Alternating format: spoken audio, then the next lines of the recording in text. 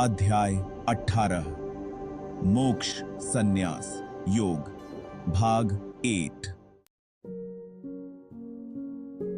भगवद गीता का अंतिम अध्याय सबसे बड़ा है और इसमें कई विषयों को सम्मिलित किया गया है।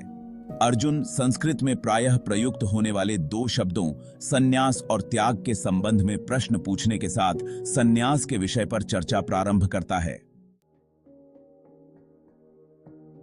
परम भगवान ने कहा, कामना से अभिप्रेरित कर्मों के परित्याग को विद्वान लोग संन्यास कहते हैं और सभी कर्मों के फलों के त्याग को बुद्धिमान लोग त्याग कहते हैं। हे भरत श्रेष्ठ, अब त्याग के विषय में मेरा अंतिम निर्णय सुनो। हे मनुष्यों में सिंह, त्याग के लिए 3 प्रकार की श्रेणियों का वर्णन किया गया है। यज्ञ, दान तथा तपस्या पर आधारित कर्मों का कभी परित्याग नहीं करना चाहिए।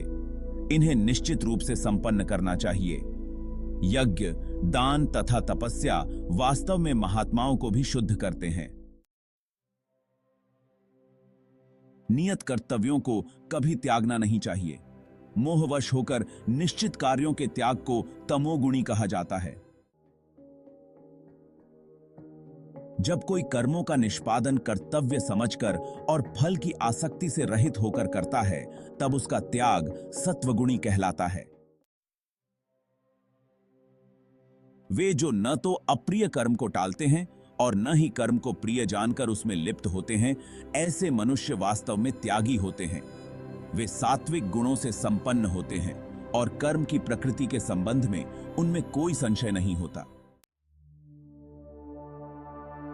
देहधारी जीवों के लिए पूर्ण रूप से कर्मों का परित्याग करना असंभव है, लेकिन जो कर्म फलों का परित्याग करते हैं वे वास्तव में त्यागी कहलाते हैं।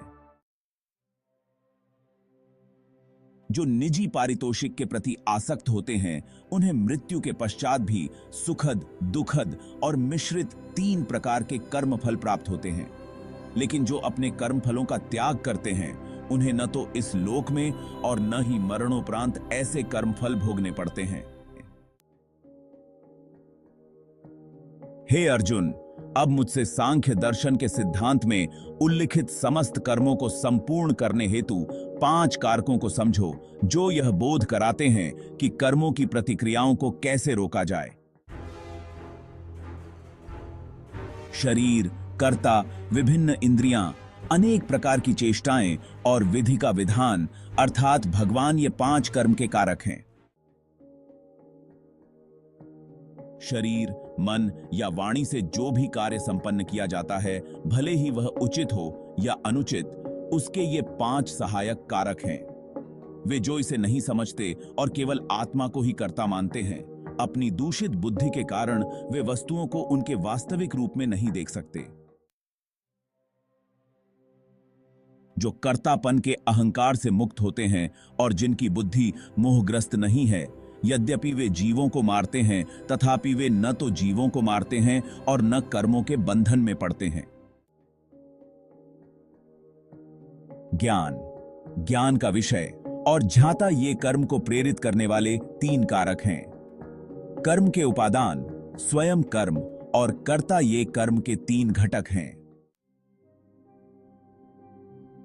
सांख्य दर्शन में ज्ञान, कर्म और कर्ता की 3 श्रेणियों का उल्लेख किया गया है और तदनुसार प्रकृति के 3 गुणों के अनुसार इनमें भेद का वर्णन भी किया गया है।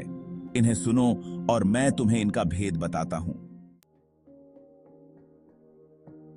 जिस ज्ञान द्वारा कोई मनुष्य भिन्न भिन्न शरीरों में अनेक जीवित प्राणियों को पृथक पृथक और असंबद्ध रूप में देखता है, उसे राजसी माना जाता है।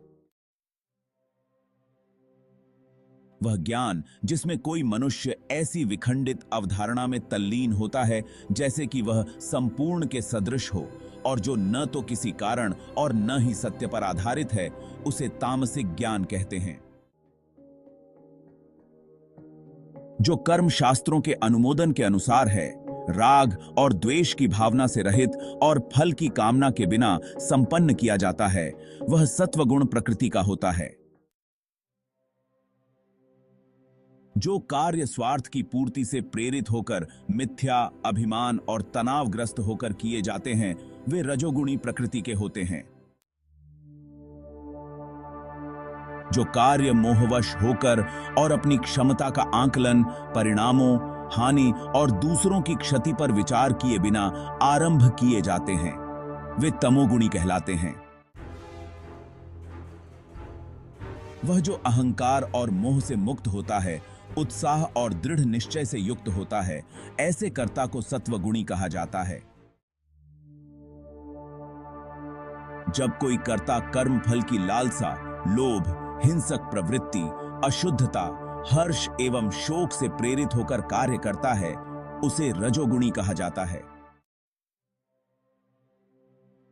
जो कर्ता अनुशासनहीन, अशिष्ट, हठी, कपटी, आलसी तथा निराश होता है और टाल मटोल करता है, वह तमोगुणी कहलाता है। हे अर्जुन, अब मैं प्रकृति के तीनों गुणों के अनुसार तुम्हें विभिन्न प्रकार की बुद्धि तथा वृत्ति के विषय में विस्तार से बता रहा हूं। तुम उसे सुनो। हे पृथापुत्र, वह बुद्धि सत्वगुणी है, जिसके द्वारा यह जाना जाता है कि क्या उचित है और क्या अनुचित है, क्या कर्तव्य है और क्या अकरणीय है, किससे भयभीत होना चाहिए और किससे भयभीत नहीं होना चाहिए, और क्या बंधन में डालने वाला है और क्या मुक्ति देने वाला है। जो बुद्धि अंधकार से आच्छादित रहती है, अधर्म में धर्म, असत्य में सत्य की कल्पना करती है, वह तामसिक प्रकृति की होती है। जो धृति योग से विकसित होगी और जो मन, प्राण शक्ति और इंद्रियों की क्रियाओं को स्थिर रखती है, उसे सात्विक धृति, संकल्प कहते हैं। वह धृति जिसके द्वारा कोई मनुष्य आसक्ति और कर्म फल की इच्छा से कर्तव्य पालन करता है, सुख और धन प्राप्ति में लिप्त रहता है, वह राजसी धृति कहलाती है। दर्बद्धिपूर्ण संकल्प जिसमें कोई स्वप्न देखने, भय, दुख, मोह, निराशा और कपट का त्याग नहीं करता, उसे तमोगुणी धृति कहा जाता है। हे अर्जुन, अब तुम मुझसे 3 प्रकार के सुखों के संबंध में सुनो, जिनसे देहधारी आत्मा आनंद प्राप्त करती है और सभी दुखों के अंत तक भी पहुंच सकती है। जो आरंभ में विष के समान लगता है, लेकिन अंत में जिसका स्वाद अमृत के समान हो जाता है, उसे सात्विक सुख कहते हैं। यह शुद्ध बुद्धि से उत्पन्न होता है, जो आत्मज्ञान में स्थित होती है। उस सुख को रजोगुणी कहा जाता है, जब यह इंद्रियों द्वारा उसके विषयों के संपर्क से उत्पन्न होता है। ऐसा सुख आरंभ में अमृत के सदृश लगता है और अंततः विष जैसा हो जाता है। जो सुख आदि से अंत तक आत्मा की प्रकृति को आच्छादित करता है और जो निद्रा, आलस्य और असावधानी से उत्पन्न होता है, वह तामसिक सुख कहलाता है।